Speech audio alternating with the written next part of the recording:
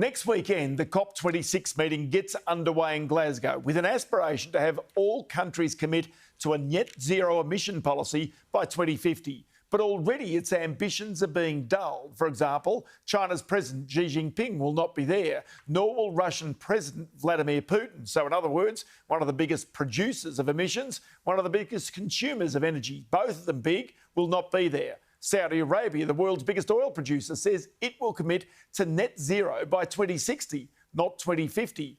Australia will be there as the world's second largest coal exporter, the world's largest liquefied natural gas exporter. And this week, leaked documents revealed Australia is part of a group of countries seeking to water down the ideals of COP26. Joining me now, Matt Rennie, formerly of EY, now consulting to some of Australia's leading companies as they commit to a net zero future. Matt Rennie, many thanks for your time. I'm just wondering if there's a point that if global leaders do not commit at this meeting with an urgency to a net zero emissions future, that many business leaders might think that they have time as well to get their act together.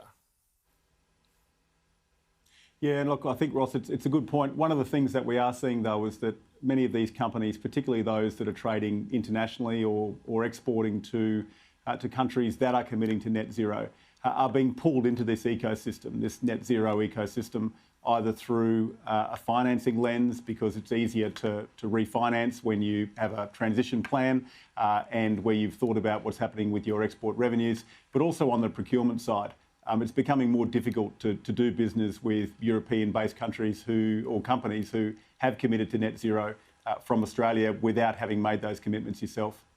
OK, so there's also a little bit of a contradiction here, because at the very same time that the world is wanting to commit to no hydrocarbons in the future, you've got coal prices at record levels because of shortages of energy in China. You've got LNG prices that have rocketed in the past 12 months to record levels. So in some ways, there's a contradiction here, is there not?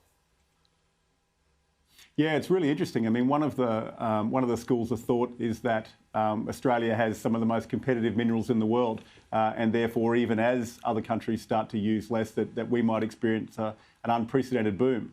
But one of the things, though, that is true is that as international governments start to commit to net zero, and so far 44 of them have, covering about 70% of the world's emissions, it will become more difficult to do business in those countries and to export to those countries. And so inevitably there's a need to transition for Australian business just if it wants to be part of that ecosystem.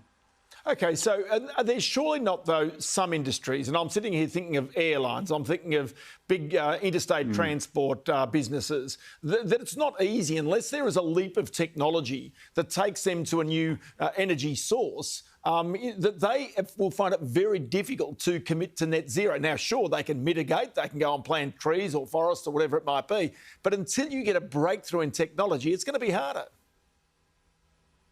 Yeah, absolutely right. It's all about that green premium. For something like electricity, where the ability to produce electricity from renewable energy is now cheaper in some cases than new coal, that's a pretty easy decision to make. But when you move into transport, it becomes slightly more complex, and we forecast, for example, it won't be till 2024, 2025 until we all start using our last combustion vehicle.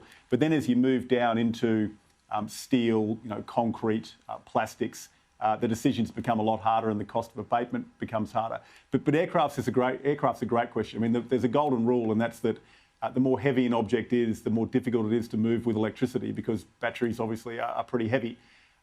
Aircraft, we think, is a fair way away. There's really only two options, and that's biofuels or hydrogen. Biofuels are about 2.5 times the price, and hydrogen, even at minus 250 degrees, still takes about 4 times as much space up as kerosene. So it's a while off. Having said that, though, Airbus now has as one of its strategic priorities that it'll look at other ways of fueling airlines by 2040. So who knows? And as you go and consult the companies, are you aware that there's, on one hand, the genuine desire to try and get to zero emissions and have targets and really take the company forward, as compared with others that, as they say, are greenwashing, are effectively trying to do the right thing from the public's point of view, but effectively they're trying to tick boxes rather than genuinely commit to the effort? Yeah, I mean, there's really two things for companies that the companies are considering. The first is whether they should commit, and there's really three reasons for that, or three factors driving that. The first is that stakeholders are now demanding that in many cases through shareholdings. The second is that financing is becoming easier if you're involved in carbon reduction rather than carbon emission. And that's a function both of availability of capital, but also as the number of funds that want to get into the green area increase, there's more competition. So there's actually a funding benefit to committing. And the third is that at the moment it's cheaper than it will be in the future to commit. If you were to go out and invest in projects, for example, forestation, there's enough land out there at the moment in order to do that cost effectively, and that won't be the case in the future. But the point you make about greenwashing is interesting. I mean, generally speaking, companies are including buying offsets on the open market as one way of meeting their obligations. The two ways of looking at that, I guess, we don't see it as a negative. It is promoting investment in carbon reduction, albeit in other places and less directly, but certainly better than nothing. And the other aspect also is there's, for many companies, an intersection of technology and cost. And you can see that perhaps in solar and wind power. At one point it was very expensive, but as more of that was actually raised, it was one of these points where, you suddenly get this change in, sort of climate attitude, if you like, and that it's the technology, once it reaches a tipping point, that really makes the sense, and that actually starts to improve, I guess, the outcomes. Yeah, well, that's exactly right. Electricity is a great case of that. What we saw between 2005 and 2020 was solar on rooftops go from about $7 a watt installed to now about $1.50 a watt installed. And we now have 30% of Australian households with solar. And once we move past that electric vehicle internal combustion engine crossover, we'll really start to see a whole new world of electricity as well in bi-directions as people start to sell power between themselves and back to the system, and it all changes. So we're going to hit a number of tipping points, I think, Ross, and electricity is one of them, transport's another one, and then we'll get into industrials after that. It's going to be quite the ride. Tell you what, Matt Rennie, good to have you in the program, and we'll certainly keep abreast of that over the next week or so and this meeting. Thank you so much for your time. Thanks, Ross. Yeah, Matt Rennie there.